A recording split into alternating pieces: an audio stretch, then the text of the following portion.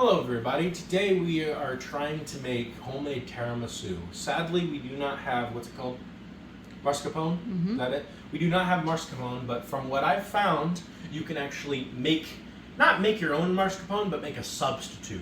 So we have cream cheese, and this is 11 ounces. We have a pint, or 2 cups, however you want to say it, of heavy whipping cream. We have some ladyfingers we found. You can also bake your own. I thought about doing a video on that, but we didn't do that, so we bought some of these.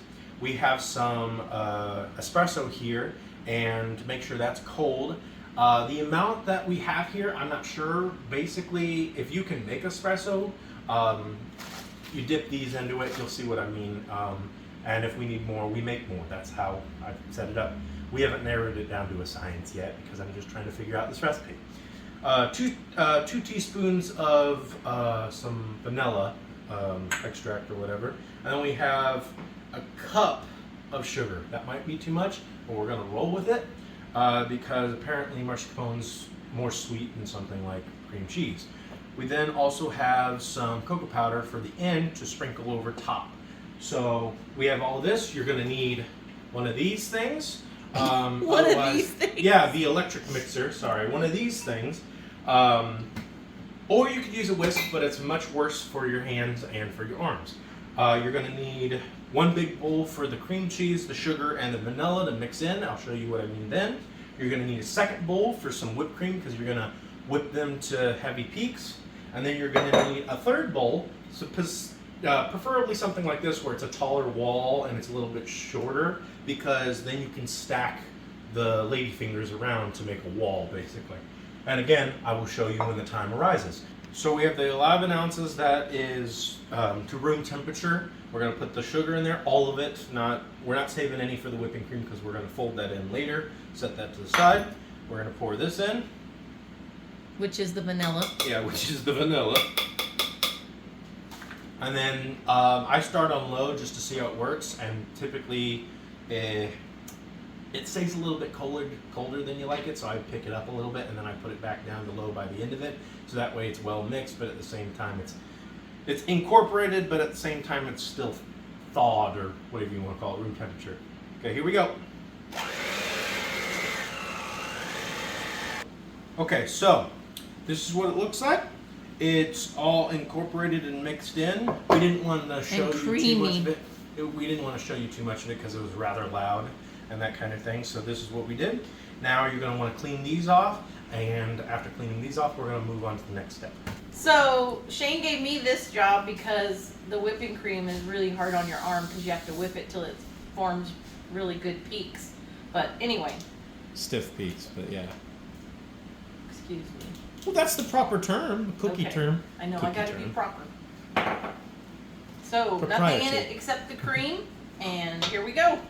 Be patient, it takes 5 to 8 minutes to form the stiff peaks. So, we'll be back. So, my bad. So, this is what the stiff peaks you kind of want to look like, almost like it's curdled. That might have been too much, but I wanted to be real good with it, and that's Extra sure. Yeah, extra sure. And so that's what it looks like. We're gonna now take this and we're gonna scrape this out with a rubber spatula or whatever kind of thing you want to use. I found rubber. That's the cream cheese Work mixture. better. Yeah. Well, it's obvious, right? I pour it in like this. Make sure not to drop the bowl like I almost did, but don't worry about it. And we're gonna scrape out the excess, put it in there, and whatever little bit that's left, that's just for a snack.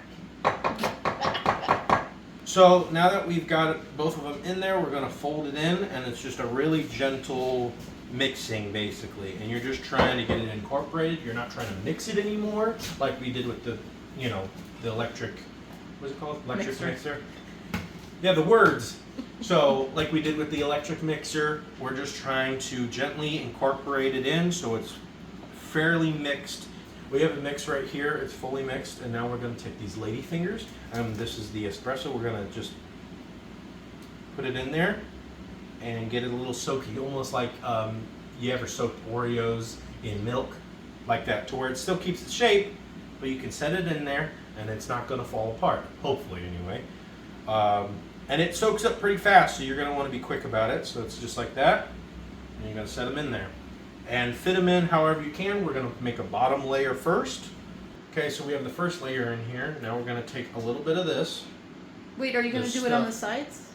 We're going to stick those in. I'm going to try to stick those in. Okay. So I'll show you what she means in a minute, but we're going to take this and we're going to try to just smooth it out. We're not trying to break those ones at the bottom because they're kind of soft at this point. So you're going to just try to smooth it out a little bit. Maybe add a little bit more. At this point, it's really just a matter of preference, just how you think it's going to look and that kind of thing. It's all going to taste the same because it's all going in, you know. So then you take some more of these, and I don't know how this is going to work, but we're going to try it. We're going to dab it just a little bit less, and we're going to stick them on the edge. You're not going to break them off, so they're okay. It's fine. We're going to be fine.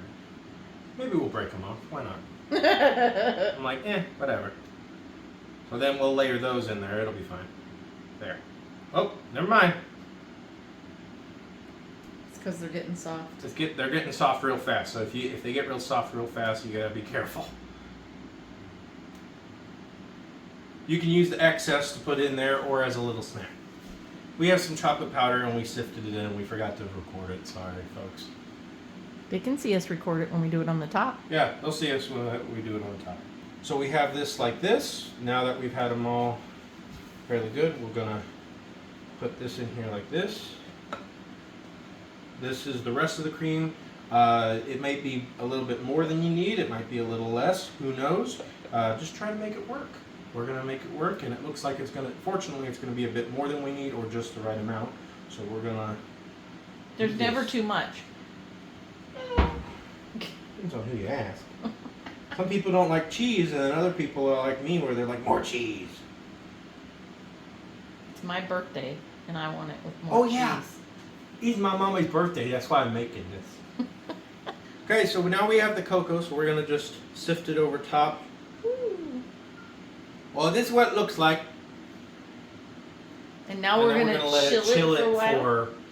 for technically, most of the time they chill it overnight and that kind of thing. That's to get these ladyfingers a bit softer and to soak in all of that coffee and the cream. We're probably going to soak it a little less than that, and it'll be just as fine. So yeah, this is what it looks like so far. I think it looks pretty good. So yeah, we'll get back to you. This is our finished product. It has been chilling for 8 hours. It says on the recipe to do it overnight, but we made it this morning so that because it's my birthday, I can have it this evening. So we're gonna go ahead and try it. So I'm gonna scoop it here and give her a taste. Ooh, I like the really soft cookie.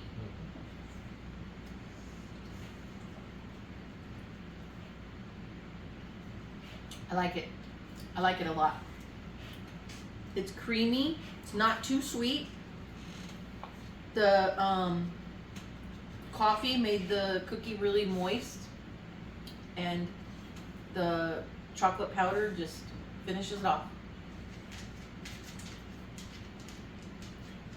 I think it's delicious, and I think you should try it. And that's all for today.